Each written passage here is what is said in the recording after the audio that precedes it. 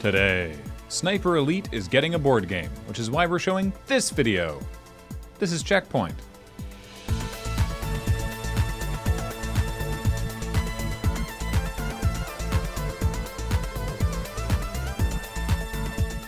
Welcome to CheckPoint, where we make all the difference. That's not entirely accurate anymore. I outsource some of the difference to offshore satirical news outlets. Well, we still make that difference, right? On paper, we're just contracting it out. Oh, yeah, I mean, that's true. I guess that also means that it's not just us making all the difference now, it's hundreds of thousands of people. Great. Okay, welcome to CheckPoint, where it takes hundreds of thousands of people to make all the difference. That's nice. It is. Also, I want to see our outsourcing bills later. This is a comedy show, so here's some funny news. According to Ars Technica, a Harvard Business School study found that fewer than 3% of shareholder votes to increase executive salaries fail. And that's recent. It used to be less. Generally, a group of shareholders will vote yes when asked to increase the money their executives are taking home. Which is why it was very surprising when the shareholders of Electronic Arts voted last week against new compensation plans. See, I told you this was funny. The rejected plan would have included an additional $30 million in executive salaries split between 4 people. The rejection vote followed a campaign from investor groups within the shareholders who want to see EA enact a, quote, pay philosophy that focuses on talent development and retention throughout all levels of the company, which surely you can do if you think you got an extra $30 million kicking around during a pandemic when people are already finding things difficult. Oh, wait, I made myself sad again. Okay, wait, back to the funny. Even though 74% of the shareholders voted against it, that's not binding and the board of directors could still enact the raises. Damn it, it's still not getting funnier. You know what I love? Happy endings. And who better than a group of freelance writers to deliver one of the finest happy endings I've seen in a while? On a recent episode of CheckPoint, we spoke about the Voltage Entertainment title Lovestruck and the 21 writers for Lovestruck who went on strike after trying to bargain for better wages. Calling themselves Voltage Organized Workers, they allied with the Communications Workers of America, who are 700,000 people strong, through an initiative called Campaign to Organize Digital Employees, or CODE, if you want a really obvious hint as to who they're targeting. After 21 days, the Voltage Organized Workers won their battle, got improved transparency, and received new per-word rates, giving workers a pay increase ranging from 66% to 94%. And according to the CWA, there are some amazing facts to go with this strike, like 1, this is the first successful game worker strike in the industry's history. 2, the striking workers consisted entirely of either women, non-binary, LGBTQ, or people of color. And 3, being contractors, none of these people even had a right to organize in a protected way. They just did it. That means you can do it too. And since tension and drama can be great influences for storytelling, I am really looking forward to downloading Lovestruck to play the upcoming chapters of Love on the Picket Line, Card-Carrying Casanova, and Collective Contract Negotiation plus Sexy Vampires. If I know one thing about the Sniper Elite series, it's that you can shoot enemies in the balls. Never played the games, but I've seen many an animated GIF of CG testicles being ripped apart by sniper rounds. And because some of the games are set in World War II, I'm also aware that you can shoot Hitler in the balls, which scholars now agree did exist in the plural. But how do you transfer that kind of cathartic gaming experience to a tabletop setting, as in the Kickstarter for the upcoming Sniper Elite board game? Why, with optional extras, of course. Yes, indeed, the deluxe upgrade kit includes a tabletop mini of Adolf Hitler being shot in the nutsack. And maybe the tortured face of Hitler grasping his scrot as it's torn in half by a short mag Lee Enfield is the kind of encouraging image we need in 2020. Look out! Spiders! Oh, okay, wait, I was just kidding. There's no spiders. Instead, I have some good news.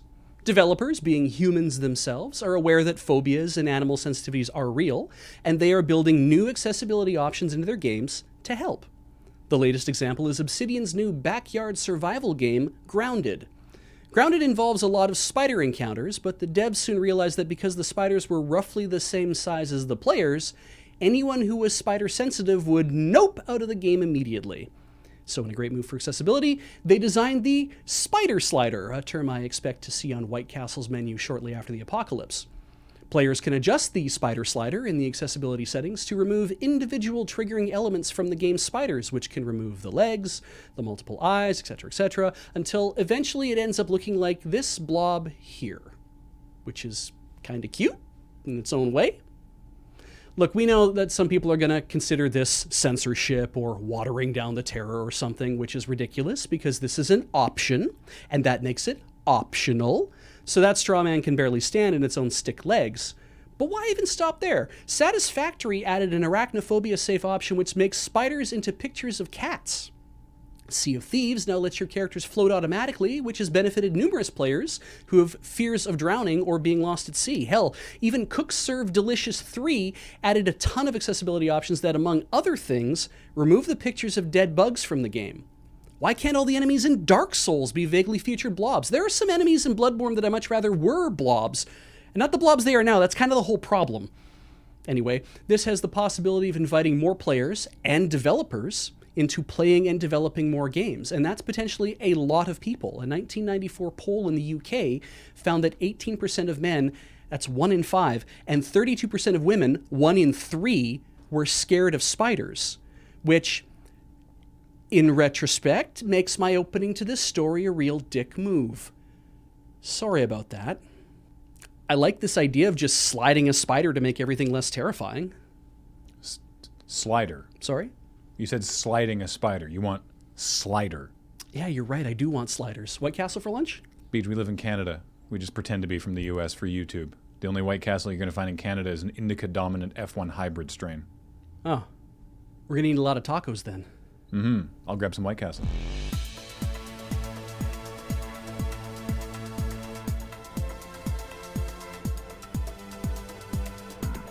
Coming up, Microsoft announced the Halo Infinite delay to 2021, which is really only infinite if you consider how long 2020 has felt. Ta-da! Hooray. Okay, real quick.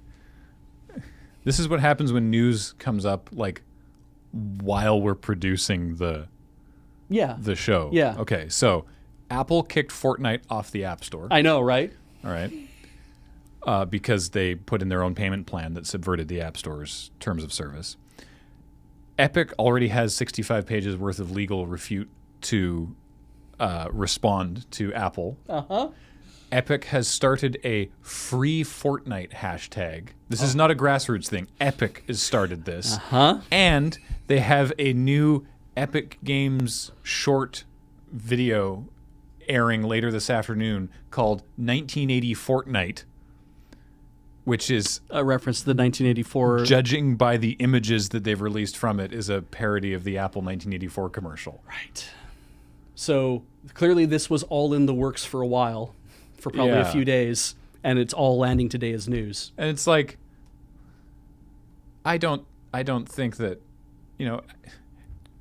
I don't necessarily think that Apple's walled garden is like the greatest thing ever. Or that it's unassailable in criticism. But this really makes Epic look like a bunch of wieners. Well, it definitely has that feeling of... Starting your own hashtag, free Fortnite, fight the power. It's like, you are also the power. Yeah. You're Fortnite. Yeah.